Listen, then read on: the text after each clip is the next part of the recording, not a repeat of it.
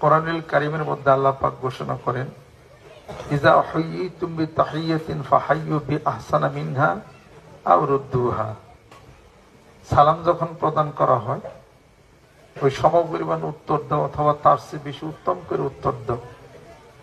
সালাম যখন দেওয়া হয় আসসালামু আলাইকুম, আমি আপনি বলবো আলাইকুম আসসালাম ওয়া রাহমাতুল্লাহি ওয়া বারাকাতুহু।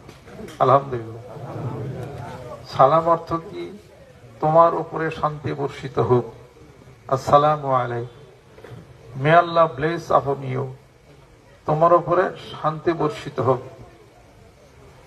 আর আসসালামু আলাইকুম ভালো করে উচ্চারণ না করলে আসসালামু আলাইকুম, আসসালামু আলাইকুম এরকম মানুষও অস্পষ্ট করে বলে, অর্থাৎ তুমি ধ্বংস হও।